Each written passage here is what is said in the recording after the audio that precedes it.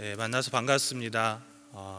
온라인으로 그리고 현장에서 예배드리는 우리 주님의 교회 성도님들에게 귀한 하나님의 은혜가 임하시기를 간절히 소망합니다. 오늘 말씀은 1절에서 11절까지의 말씀이지만 저는 1절 말씀을 중심으로 11절까지의 말씀을 좀 나눠보고자 합니다. 저는 여러분들이 보시기에 어떠한 사람처럼 보입니까? 저는 어떠한 사람처럼 여러분들에게 느껴집니까? 이렇게 물어보면은 보통 사람들은 참 멋있다, 잘생겼다, 편안하다, 포근하다, 날카롭다, 다 제가 주님의 교회에서 사역하면서 들어본 말들입니다. 그런데 저는 그 말보다 기다림에 익숙한 사람이 되기를 사실은 원합니다. 그와 반대로 사실 저는 기다림에 익숙하지 못한 그런 사람입니다.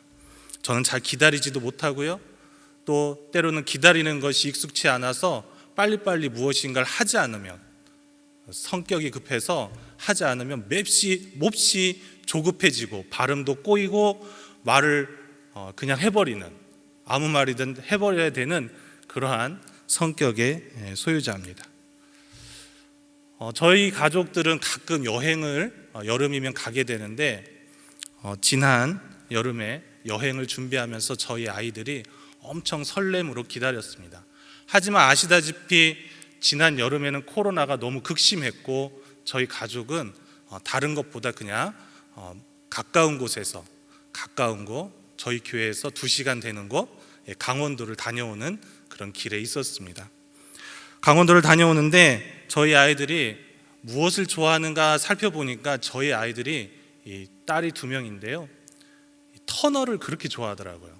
이 차를 타고 터널을 지나가면은 이 소리가 나잖아요. 막 터널 지나갈 때 음악 소리도 나고, 특별히 강원도 쪽에 지나가면 소리가 나는데 그 소리를 너무 좋아해서 막 소리를 지르고, 차에서 소리를 지르고 막 하는 거예요. 그래서 터널이 금방 지나가면 또 터널을 기다리는 거예요. 근데 이 터널이라는 것이 짧은 터널도 있지만 긴 터널도 있습니다. 근데 그 긴 터널을 지나갈 때 저희 둘째가 저에게 이렇게 물어봤습니다. 아빠, 터널 언제 끝나? 글쎄요, 저도 터널 안을 지나가는 것을 저는 그닥 좋아하지 않기 때문에 터널 안을 지나갈 때 저도 모르게 속도를 조금 높이곤 합니다. 그런데 그 터널을 지나가면서 저 멀리서 빛이 비추었을 때 저희 아이가 이렇게 말했습니다. 와, 끝났다. 그 말엔가 무엇이 의미가 있었던 것 같지는 않지만 오늘 말씀을 읽으면서 전 그 말씀이 어쩌면 우리의 삶 가운데 그러한 작은 외침이 날마다 기다림 속에서 외쳐져야 되는 것은 아닐까? 라는 생각을 해보았습니다. 여러분, 터널은 그나마 다행이라고 생각을 합니다. 평생을 소확행의 삶으로 살았던, 작은 것에 기쁨을 얻고 행복하게 살았던 한 사람이 있는데, 그 사람은 한 나무도 없는, 나무 한 그루도 없는 곳에서 끊임없이 하염없이 기다리다가 아무것도 만나지 못하는 그 절망감 속에 약속이라는 시를 썼습니다. 제가 한번 낭독해 드리도록 하겠습니다. 한 그루의 나무도 없이 서러운 길 위에서 무엇으로 내가 서 있는가? 새로운 길도 아닌 먼 길, 이 길은 가도 황토길인데 노을과 같이 내일과 같이 필연코 내가 무엇을 기다리고 있다. 여러분, 이 시는 청상병 시인의 약속이라고 하는 시입니다. 처음 들어보시는 분도 계실 테고 들어본 분도 계실 테고 어쩌면 이름이 조금 익숙하다라고 생각되시는 분도 있을 겁니다. 제가 이 구절을 한 번 더 읽어드리면 기억이 번뜩 나실 겁니다. 이 시인의 시가 가장 많이 들려있는 곳은 다름 아닌 장례식장입니다. 나 하늘로 돌아가리라. 새벽빛 와 닿으면 쓰러지는 이슬 더불어 손에 손잡고 나 하늘로 돌아가리라. 노을빛 함께 단둘이서 기슭에서 놀다가 구름 손짓하면은 나 하늘로 돌아가리라. 아름다운 이 세상 소풍 끝내는 날 가서 아름다웠더라고 말하리라. 장례식장에 가면은 그 입구에 이런 시구절이 많이 붙어 있습니다. 아마 우리 목사님들께서도 장례식장에서 이 시 한 구절을 읽으면서 장례식 위로 예배라든지 천국 환송 예배라든지 뭐 이런 예배에 종종 사용하고 있는 걸로 알고 있습니다. 이 천상병 시인은 사실 서울대 상대를 졸업하고 엘리트의 길을 걷지만 동백림 사건이라고 하는 거 아마 어르신들은 다 아실 것 같아요. 동유럽에 있었던 독일 그 동백림 사건에 연루되면서 이 모든 자신이 가지고 있었던 그 모든 것을 다 뺏기고 잃어버린 후에 끊임없이 자신의 인생 가운데서 어떤 한 시작점을 기다리게 됩니다.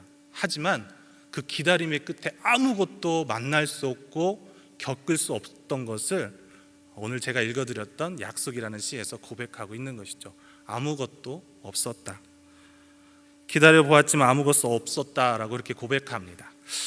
시편 중에 그런 시편이 있습니다. 시편 87편 고라자손의 시편인데요, 성전 건축을 마치고 나서 그들이 성전의 성산을 바라보면서 이렇게 고백하는 것을 볼 수가 있습니다. 시온에 대하여 말하기를 이 사람 저 사람이 거기서 났다고 말하리니 이 사람이 거기서 났다 하시리로다. 나의 모든 근원이 내게 있다 하리로다. 이 바벨론 포로를 경험했던 이스라엘 사람들이 특별히 성전에서 봉사를 많이 했던 그 고라 자손이 이 성전을 건축하면서 자신들의 과거에 누렸던 그 하나님의 성산, 성전, 시온, 이 예루살렘, 그 예루살렘을 바라보면서 하염없이 기다리고 또 많은 사람들을 기다려보지만 이 사람들이 오지 않는 거예요. 그래서 그 시온이 우리의 어머니와 같다라고 표현한 시가 시편 87편입니다. 성경에 한 번 나옵니다. 어머니와 같은 시적인 표현으로 노래한 이 고라자손의 시가 시편 87편에 있어요. 한번 꼭 읽어보셨으면 좋겠습니다. 중요한 것은 여러분 앞에 있는 이은성 목사가 그것을 가지고 논문을 썼다는 게 중요한 사실이죠. 그런데 중요한 것은 그 다음 편에 있는 시편 88편입니다. 이 고라자손의 똑같은 시인데요, 성전에서 모든 것이 낫다라고 고백하는 그 시 다음에 고라자손은 그 다음에 이어서 뭐라고 고백을 했을까요? 우리 성경 구절인데요, 9절에서 12절까지 준비되어 있는데 같이 한번 읽어보도록 하겠습니다.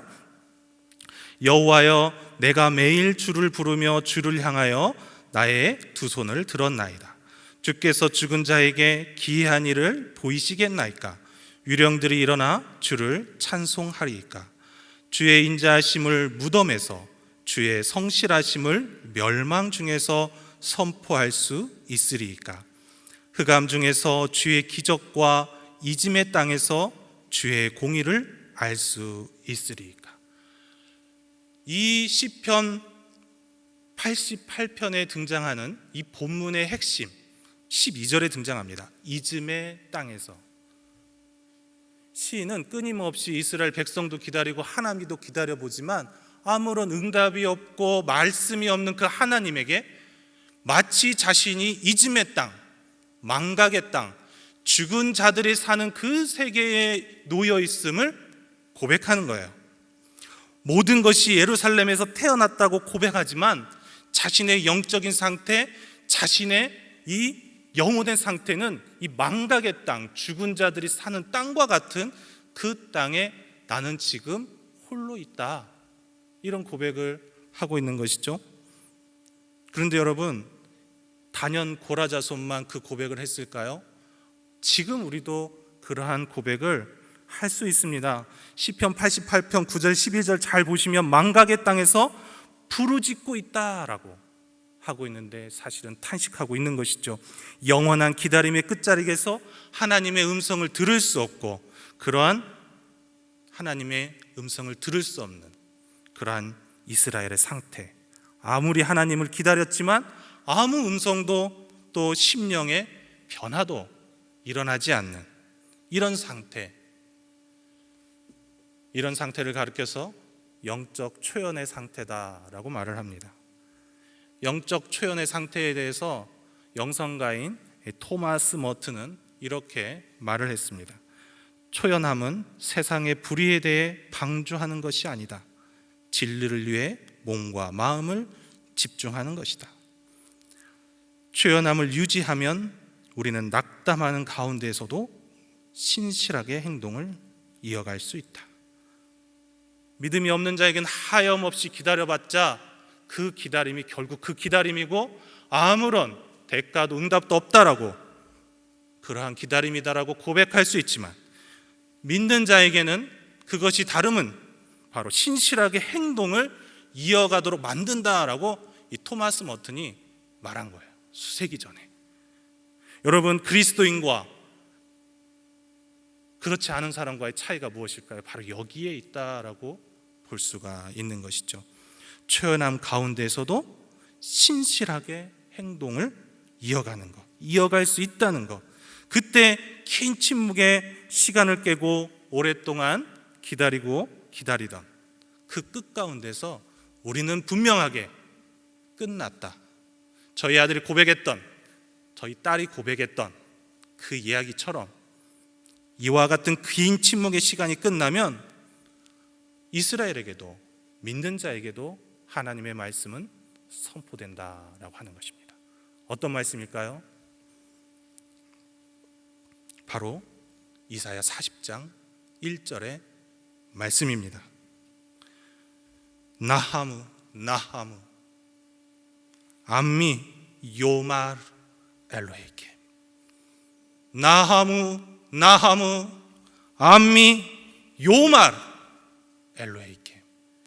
위로하라 위로하라 내 백성을 너희 하나님께서 말씀하신다. 위로하여라 위로하여라 내 백성을 너희 하나님께서 말씀하신다. 하나님의 음성을 기다리며 구원의 손길을 바라는 자들에게, 아버지를 떠나 모든 것을 잃어버린 땅에서도 하나님을 향한 신실한 행동을 이어가면 하나님을 찾는 자에게 들려오는 소리입니다. 그 하나님께서 오늘 우리에게 말씀합니다. 위로하라 위로하라 내 백성을 내 하나님께서 말씀하신다. 무엇을 위로해야 할까요? 어떻게 위로해야 할까요? 무슨 위로의 말씀입니까? 위로하다라고 하는 오늘의 본문에 쓰인 이 나함, 이 나함이 중요합니다. 이 나함이 가지고 있는 뜻이 그리 많지는 않습니다만은 세 가지 말씀을 우리에게 해줍니다. 첫 번째, 이 나함이라고 하는 이 단어는 복수하다, 보복하다, 원수를 갚다, 이런 뜻이 있습니다. 또 두 번째는 하나님과 함께 쓰임으로, 끝에 말한 엘로헤이켐, 이 하나님이라고 하는 단어와 함께 쓰일 때 후회하다, 위로하다, 이런 뜻이 되기도 합니다. 마지막 세 번째는 안타깝게 여기다, 동정심을 갖고 있다, 측은히 여기다, 이런 뜻이 되기도 합니다. 이런 나함의 의미를 살려서 3절에서 11절까지 살펴보면, 먼저 하나님께서 이스라엘 백성에게 주시는 위로는 바로 평등함의 위로라는 사실입니다. 모든 것이 평탄케 될 것이다. 두 번째, 하나님께서 이스라엘 백성에게 주시는 위로의 말씀은 말씀의 신적 권위를 통한 위로다라고 할 수가 있겠습니다. 말씀을 통해서 내가 너희를 위로하고 확정해 주리라. 세 번째, 하나님께서 위로해 주시는 그 위로의 말씀은 인애를 통한 위로입니다. 팔로 다스리는 목자 같은 하나님을 너희가 만나게 될 것이다. 첫 번째 위로입니다. 평등의 위로입니다. 보복하시고 복수하시는 그 하나님이 원수를 갚으심으로 모든 것이 평탄하게 만들어 너희를 위로하겠다라고 하나님께서 3절에서 5절까지 우리에게 말씀해 주고 있습니다. 우리 3절에서 5절까지의 말씀을 다시 한번 봉독해 보도록 하겠습니다. 외치는 자의 소리여 이르되 너희는 광야에서 여호와의 길을 예비하라. 사막에서 우리 하나님의 대로를 평탄하게 하라. 골짜기마다 도두어지며 산마다 언덕마다 낮아지며 고르지 아니한 곳이 평탄하게 되며 험한 곳이 평지가 될 것이요 여호와의 영광이 나타나고 모든 육체가 그것을 함께 보리라. 이는 여호와의 입이 말씀하셨느니라. 아멘. 여러분, 3절에서 5절까지의 말씀 누가복음에서도 동일하게 등장하는 것을 볼 수가 있습니다. 누가복음 3장 4절에서 6절의 말씀에 보게 되면 선지자 이사야의 책에 쓴 바 광야에서 외치는 자의 소리가 있어 이르되 너희는 주의 길을 준비하라. 그의 오실 길을 곧게 하라.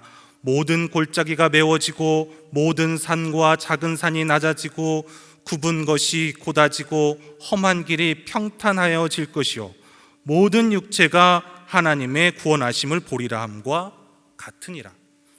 여러분, 이사야 본문과 누가복음 3장의 본문이 차이가 있는 것을 여러분 느끼셨을 겁니다. 단 한 단어이죠. 무슨 단어이냐면 바로 모든이라는 단어입니다. 이사야서 본문에는 골짜기마다 도두어진다라고 말씀하고 있지만 누가복음에서는 모든 골짜기가 메워진다라고 말씀합니다. 그것이 어땠다는 것인가 라고 생각하시는 분들은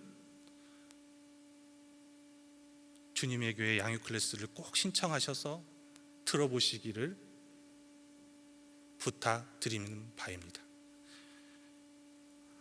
이 정경 형성사 과정을 보면은 이 누가복음이 보편 사상을 갖고 있다, 누가의 보편성이다라고 이야기도 하지만 사실 그거보다는 이 원래 바리새인과 서기관들이 하나님의 말씀을 70인역으로 기록을 해놨어요. 기록을 해놨는데 그것을 본인들이 유대인들이 그렇게 기록을 했는데 나중에 이것을 이제 번역하는 과정에서 이 모든이라는 단어를 빼게 됩니다. 그런데 누가는 그 70인역을 그대로 가져다가 넣습니다. 왜 그럴까요? 그것이 바로 하나님의 뜻, 또한 하나님의 뜻이기도 하고 또한 이사야의 신학을 가장 잘 번역한 본문이기 때문에 누가가 그것을 가져다 쓴 것이죠. 바리새인과 서기관들은 사실 이것을 왜곡하고자 했습니다. 왜 그럴까요? 모든 것을 평탄케 할 것이 본인들은 부담이 되기 때문입니다. 70인역이 그래서 더 정확하게 하나님의 메시지를, 이사야의 메시지를 우리에게 전해줍니다. 하나님께서 이스라엘 백성을 위로하는 첫 번째 선포는 바로 모든 것을 평탄케 할 것이다. 하나님은 사랑의 하나님이시니까 모든 것을 용서해 주시는 것, 우리는 쉽게 그렇게 이해를 합니다. 하지만 오늘의 본문에서 분명하게 등장하는 하나님은 골짜기나 언덕이나 고르지 않으면 그 모든 것이든 평탄케 할 것이다 라고 말씀합니다. 하나님은 누구신가? 바로 평지를 만드시는 분이시다. 모든 곳에 이스라엘이 겪었던 어려움, 그들이 갖고 있었던 완악함, 그러한 곳에 하나님은 분명한 평지를 만들어 가시는 분이십니다. 하나님의 인생의 아름다움에 대해서 기다리는 그 절망하는 자들을 향해서 신원하여 주십니다. 하지만 가난한 자를 조롱하는 그들을 향하여서는 하나님께서 분명하게 말씀하시는 것은 원수를 갚아주고 신원을 갚아주시면서 평탄화 작업을 만들어 가시는 분, 그분이 바로 우리가 믿는 하나님이라는 사실입니다. 여러분, 한국 교회는 어떤 교회입니까? 한국 교회는 선교를 받았던 그러한 교회입니다. 선교사님들에 의해서 교회가 세워졌어요. 이거는 누구나 다 부인할 수 없는 사실이죠. 선교사님들의 헌신과 수고를 통하여서 교회가 세워졌습니다. 뿐만 아니라 우리나라는 원조를 받던 나라입니다. 그래 지금 어떻습니까? 원조를 하는 나라입니다. 우리는 그것을 하나님의 축복이고 은혜다라고 말합니다. 그런데요, 지금은 어떻습니까? 경제적으로 교회가 어려움이 생기면 가장 먼저 끊어내는 게 무엇일까요? 얼마 전 제 마음을 울리는 한 영상을 보았습니다. 얼마 전에 비닐하우스 한쪽에서 이 화장실과 잠자리를 같이 하면서 이 한겨울을 지내야만 했던 그 외국인 이 노동자들의 영상을 보는데, 그 영상 끝에 강원도 횡성에서 한 농부가 외국인이 살 수 있는 그런 공간을 마련해 놓고, 그들이 편히 쉴 수 있는 공간을 마련해 놓고 근로자들을 데려오고 있다라는 영상도 첨부해서 나왔습니다. 한쪽에서는 잘 대접하기 위해서 노력하고, 한쪽에서는 착취하기 위해서, 우리나라가 언제부터 그렇게 됐을까요? 외국인 노동자에 대한 그런 영상은 사실 차별도 아닙니다. 학대죠.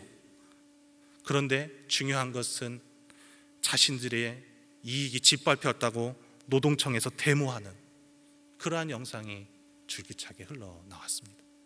이게 얼마나 부끄러운 한국의 현실입니까? 이스라엘이 갖고 있던 부조리 있었습니다. 이스라엘도 학대를 받았습니다. 이방 나라들과 지금 한국 사회, 또 이스라엘이 그렇게 부조리하게 저질렀던 그 모든 일들, 한국과 무엇이 다를까요? 하나님을 축복을 받았는데 교회는 점점 힘이 세어져 가고 있습니다. 자기 중심적입니다. 다 말씀드릴 수는 없지만, 과연, 제가 아침에 듣고 가슴이 철커덩했는데, 과연 예수님이라면 지금 이 상황에서 어떻게 했을까요? 예수님이라면 지금의 우리들의 모습, 우리들의 상황을 보면서 무엇이라 말씀을 하고 계실까요? 어쩌면 예수님이라면 어땠을까라고 하는 이 질문, 우리 사실 잊고 지내지는 않습니까? 이미 잊어버리지는 않았습니까? 하나님은 이스라엘 백성이 그들의 사회가 갖고 있는 그들의 생활, 그들의 생각, 또한 그들이 바벨론 사회에서 겪었던 그런 차별과 불평등, 제도적인 갈등, 경제적인 빈부격차로 소외되고 병들어 죽고 아파하는 그 모든 곳에 하나님의 위로를 기다리는 모든 자들에게 하나님 오늘 선포하십니다. 위로하라, 위로하라 내 백성을. 내가 그 불평등을 평등하게 고르게 만들어 주겠다. 그것이 갈등을 겪고 어려움을 겪고 있는 이스라엘에 대한 위로입니다. 그래서 여러분, 하나님의 위로는 상대에게 좋은 이야기 해주고, 마치 듣기 좋은 이야기 해주어서 상처받지 않도록 감싸주고 상담해주고, 그러한 것이 전체의 위로가 아니라는 사실입니다. 우리는 늘 듣기 좋은 말에 어쩌면 익숙해져 있는지도 모르겠습니다. 그런데 오늘 말씀하는 그 위로 뒤에, 이 나함이라고 하는 그 단어 뒤에 뭐가 있다고요? 바로 복수하시고 보복하시고 원수를 갚아주시는 그 하나님이 뒤에 있다는 사실을 우리는 절대 잊어서는 안 되는 것입니다. 하나님의 중요한 사명 가운데 하나는 바로 신적인 보호와 복수를 수반한다는 사실입니다. 가난한 자의 긍휼이 필요한 자에게는 하나님은 기다리면서 눈물을 분명하게 닦아주십니다. 하나님의 보복은 평지를 만들어 가시는 분이다라고 하는 사실입니다. 우리가 혹시 시궁창에 누군가를 빠뜨린다면 그 근원을 철저하게 밝혀내서 그 일을 해결하시는 분, 그분이 바로 하나님이라는 사실입니다. 하나님은 자신의 백성, 자신이 창조한 사람이기 때문에, 나는 교회에서 직분을 감당하고 있기 때문에 그러한 일을 행해도 나는 보복당하지 않을 거야 라고 생각하는 모든 자들에게 하나님은 위로하시기 전에 보복하신다는 사실입니다. 교회가, 그리스도인이, 우리 주님의 교회가 그런 불평등하고 사회적으로 보호받지 못하는 자들에게 위로를 전하고 부르짖는 탄원에 응답받지 못한 사람들에게 위로를 전해줄 수 있기를 간절히 바랍니다. 그런 의미에서 우리 교회를 저는 좋아하고 또 이 강단을 빌어서 너무 칭찬하고 싶습니다. 힘들수록 나눔을 실천하기 위해서 어려운 교회가 있으면 어떻게든 도와주려고 노력하는 그런 교회. 그런데 제가 이 말을 하면서도 왜 이렇게 무서운 말씀을 계속 할까요? 우리 교회는, 우리 주님의 교회는 더 잘할 수 있기 때문입니다. 우리 주님의 교회는 이보다 더 잘할 수 있는 그 능력을, 달란트를 갖고 있기 때문입니다. 그래서 우리 주님의 교회가 이 위로자의 사명, 지역사회와 이 섬기는 모든 곳에서 주님의 교회가 앞장서서 이 평탄화 작업을 하나님의 대리자로서, 하나님의 사명자로서 잘 감당해 갈 수 있기를 저는 기도하고 바랍니다. 또한 두 번째, 이 나함이라고 하는 단어가 갖고 있는 두 번째 의미는, 이 나함이 하나님과 함께 쓰일 때 위로한다는 의미를 갖게 되는 겁니다. 즉 하나님의 말씀의 신적인 권위를 통해서 하나님께서는 우리를 위로해 주시는 분이시다라는 사실입니다. 우리 6절에서 8절까지의 말씀 함께 봉독해 보겠습니다. 말하는 자의 소리여 이르되 외치라. 대답하되 내가 무엇이라 외치리까 하니 이르되 모든 육체는 풀이요 그의 모든 아름다움은 들의 꽃과 같으니 풀은 마르고 꽃이 시듬은 여호와의 기운이 그 위에 불미라. 이 백성은 실로 풀이로다. 풀은 마르고 꽃은 시드나 우리 하나님의 말씀은 영원히 서리라 하라. 여러분, 여기 본문에 등장하는 풀과 꽃은 인생을 의미합니다. 그 인생이 아무리 화려하고 잡초 같아도 시들기 마련인 것이죠. 하지만 하나님의 말씀은 어떻습니까? 하나님은 신적인 권위는 어떻습니까? 영원하다라고 하는 것입니다. 하나님은 회복을 어떤 형상을 통해서 이루어 주시는 분이 아닙니다. 하나님은 말씀을 통해서 세상을 창조하셨듯이 말씀을 통해서 약속하시고 인도하십니다. 하나님 말씀을 통해서 인생을 살피시고 말씀의 권능을 통해서 이루어 주시고 약속해 주시는 분이라고 하는 사실을 오늘 본문에서 말씀해 주고 있는 것이죠. 이 토마스 머튼을 한 번 더 인용하겠습니다. 토마스 머튼은 이 영적인 초연의 상태에서 그 절정에 다다르면 이렇게 하라고 가르쳐 주고 있습니다. 너희 영혼이 지옥에 있을지라도 절망하지 마라. 우리의 영혼이 지옥에 있더라도 절망하지 말라라고 이야기합니다. 왜 그럴까요? 왜냐하면 그 초연함이 하나님으로부터 자유로움을 더욱 신뢰하도록 만들기 때문입니다. 즉 다시 말해서 우리 내면의 깊은 곳에서 신뢰가 쌓여서 이 죽음의 상태에 이르게 되면 신뢰가 더 쌓인다는 거예요. 제가 아직 나이가 어려서 경험은 못 해봤지만, 아직 죽어보지도 않았지만, 그러한 초연의 상태에 이르고 절정에 다다르면 그 믿음과 하나님에 대한 그 믿음과 신뢰가 평상시보다 더 두터워지고 더 높이 쌓인다는 겁니다. 그래서 어떻게 되느냐? 하나님의 음성을 듣게 된다는 거예요. 그래서 심령의 변화가 일어난다는 거예요. 토마스 머튼이 이야기한 겁니다. 이사야 39장과 40장, 우리는 40장을 읽었지만요, 이 39장과 40장 사이는 약 한 70년의 간격이 있습니다. 이스라엘은 70년 동안 하나님의 음성을 듣기를 기다렸습니다. 절망했겠죠. 도와주지 않는 하나님, 자신들을 심판하는 하나님, 포기도 했겠죠. 그리고 바벨론에서 잘 살고 또 잘 먹고 잘 지내려고 뿌리를 내렸을 겁니다. 모든 것이 포기된 상태. 이제는 이 땅에서 잘 살아보리라. 그런데 어떻습니까? 그곳에서 바벨론의 포악과 억압이 또 시작되는 거예요. 그때 하나님 위로의 말씀을 선포합니다. 지금까지 경고하고 율법으로 다스렸던 그 하나님께서 위로와 약속의 말씀을 통해서 이스라엘 백성을 위로하신다는 사실입니다. 하나님은 말씀을 통해서, 예언자들을 통하여서 심판을 행하기도 하시지만 말씀을 통해서 이스라엘 백성을 위로하신다는 사실을 우리가 결코 잊어서는 안 될 것입니다. 그 말씀이 영원하다 말씀하고 있습니다. 마지막으로 나함이라고 하는 이 단어는 인내하신 하나님의 마음을 그대로 보여줍니다. 아마 여러분도 더 잘 아실 거라 생각을 합니다. 그래서 하나님이 베풀어 주시는 위로는 바로 이 인내는 바로 목자처럼 위로해 주시는 분이시다라고 하는 것을 우리로 알게 합니다. 우리 11절 말씀 함께 읽어보겠습니다. 11절입니다.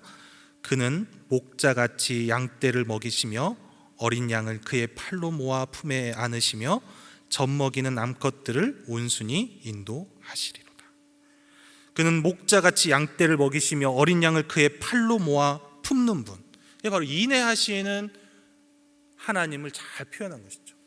요한복음 10장에 보면은 예수님에 대해서 표현한 그러한 본문이 등장을 합니다. 예수님이 선한 목자다라고 고백하기도 하시죠. 목자이신 예수님이 양떼를 도적과 강도로부터 보호해 주십니다. 그리고 잃어버린 양을 찾아서 안아주시기도 합니다. 그 말씀이 오늘 이사야서 40장 11절에도 등장하고 있습니다. 바벨론 포로가 끝나는 날 선포된 하나님의 위로는 그래서 매우 목가적이고 목양적입니다. 강도와 도적의 소굴에서 양떼를 지키는 그 목자처럼 보호해 주시는 분, 인애를 베풀어 주시는 분, 그분이 바로 우리가 믿는 하나님입니다. 그런 하나님께서 이스라엘에 방치되어 있고 또 포로 가운데 회복이라고 하는 그 희망을 잃어버린 사람들, 그들에게 다가가서 목자처럼 말씀해 주십니다. 내가 너희를 인도할 것이다. 내가 너희를 안아줄 것이다. 그런데 여러분, 이러한 위로는 오직 창조주이신 하나님만 할 수 있다는 사실을 기억하시기를 바랍니다. 창조주 하나님, 그 창조주 하나님께서 바로 목양적인 하나님이시고 목가적인 하나님이시다라고 하는 사실입니다. 왜 그럴까요? 우리는 보통 창조주 하나님에 대해서 창세기에서만 찾으려고 합니다. 그런데 이 창조주, 창조하신 분, 이러한 단어가 언제 가장 많이 쓰였을까요? 창세기예요? 창세기를요 다 읽어보세요. 6번도 안 나옵니다. 어디에 가장 많이 쓰이느냐? 바로 이사야서 40장 이 후반부터 가장 많이 등장하는 게 바로 창조주 하나님에 대한 고백입니다. 이스라엘 사람들은 바벨론 포로 전에는 하나님에 대해서 심판하고 율법대로 다스리는 그런 하나님인 줄만 알았던 것이죠. 그런데 바벨론 포로를 경험하면서 그들이 고백했던 하나님은 바로 창조주 하나님이었던 거예요.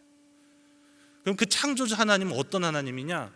무엇을 만들고 무엇을 이렇게 만들어내는 그런 하나님이 아니라 바로 이사야 40장 이후에 고백하게 되는 그 창조주 하나님은 바로 하나님께서 태초에 천지를 창조하고 에덴 동산을 창설하시고 그곳에 아담과 하와를 두시고 그곳에서 함께 거닐고자 했던 그 하나님, 동행하고 함께하고 아픔을 나누고 인격적인 대화를 통하여서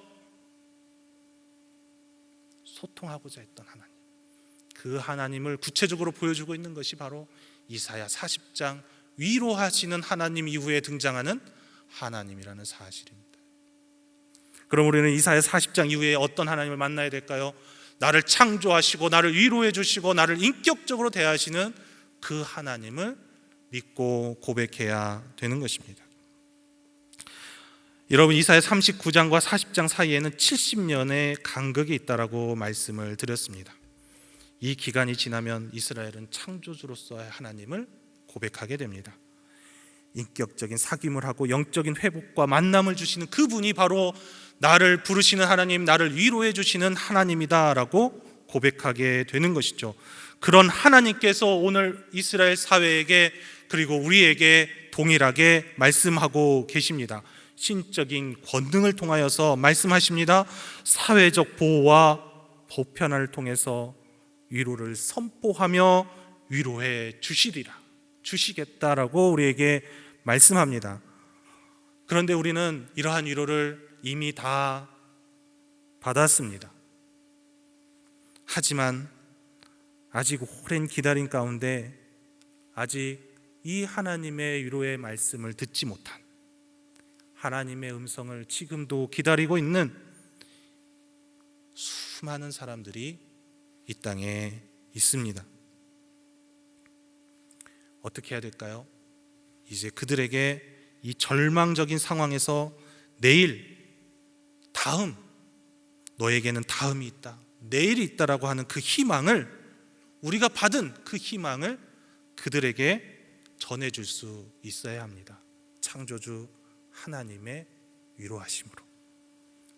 아주 오래된 이야기인데요, 국경 없는 의사회를 통해서 유일한 분단 국가인 우리나라에서 놀랍게 평화의 상을 수상한 이 필립 베르송이라는 이분이 우리나라에서 처음으로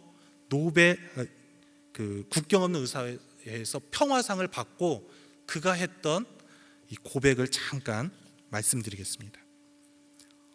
오늘날 우리는 범세계적으로 두 가지 도전을 하고 있습니다. 하나는 경제적으로 도약하고 발전하려는 도전이요, 또 한 가지는 굶주림과 인종 분규 등으로 사망 위험에 직면해 있는 사람들의 고통을 덜어주는 것입니다. 한국은 동아시아 다음 신생국처럼 개발이라는 도전 속에서 지구상 유일한 분단 국가임에도 인도적인 도전에 발벗고 나섰습니다. 세계는 아직 박탈과 고립, 불의 속에서 살아가고 있습니다. 가난과 폭력 속에 혼자 자라고 있는 세계 대도시 거리의 어린이들, 전쟁과 파괴로부터 피난하는 수백만 난민들, 탄압의 희생자들, 창궐하는 전염병에 시달리는 수많은 아프리카의 빈민들에게 오늘 이 상을 이들 모두에게 바칩니다. 분단 국가인 우리나라에서 평화의 상을 수행했던 그가 했던 고백입니다. 그리고 2021년 2월 1일, 그리고 지금은 3월 10일입니다. 우리는 알 수 없지만 저 먼 곳 미얀마에서 많은 아이들이 어른들의 착취와 폭력, 그들의 이권에 생명이 죽어가고 아파가고 있습니다. 그들에게 나의 자녀가, 우리 아이들이 아파하지 않도록 위로의 탄식을, 위로의 한마디, 평화를 위한 기도와 메시지를 우리가 보낼 수 있게 되기를 간절히 소망합니다. 우리 이 시간에 잠깐 기도하기 원합니다. 우리 시간에 기도할 때 하나님, 먼저 위로함을 받은 우리들이 위로의 사명을 잘 감당해 갈 수 있는 그리스도인이 되게 하여 달라고 우리 시간에 함께 기도했으면 좋겠습니다. 먼저 위로함을 받고 그 말씀 가운데 살아가는 우리들이 다시 위로가 필요한 이들에게 위로할 수 있도록 힘과 용기를 허락해 달라고 이렇게 기도하도록 하겠습니다. 함께 기도하겠습니다. 사랑과 은혜가 많으신 하나님 아버지, 주님 도와주시고 은혜 베풀어 주셔서 놀라운 주님의 사랑에 함께 할 수 있는 그런 귀한 위로가 우리 삶 가운데 임하게 하여 주시옵소서. 특별히 하나님, 죽어가는 아이들이 있습니다. 아파하는 아이들이 있습니다. 아이들이 매일같이 날마다 죽어가며 마실 물이 없어서 매일 알지 1,400명의 아이들이 죽어가고 있습니다. 하나님, 그들에게 하나님의 위로가 임하게 하여 주시옵소서. 하나님, 위로가 필요하고 위로가 필요한 이들에게 위로가 잘 전해질 수 있도록 도와주시옵소서. 회복을 꿈꾸고 절망을 이겨낼 수 있도록 오랜 기다림의 끝에 도움의 손길들이 끊이지 아니하도록 주님 도와주시옵소서. 날마다 1,400명의 아이들이 더러운 물로 죽어가고 있습니다. 그 아이들의 생명을 지키시고 도와주시옵소서. 그들에게 위로하여 주시고 위로의 소식이 기쁨의 소식으로 잘 전해질 수 있도록 주님 도와주시옵소서. 이 모든 것 우리의 구원자 되시는 예수님의 이름으로 기도합니다.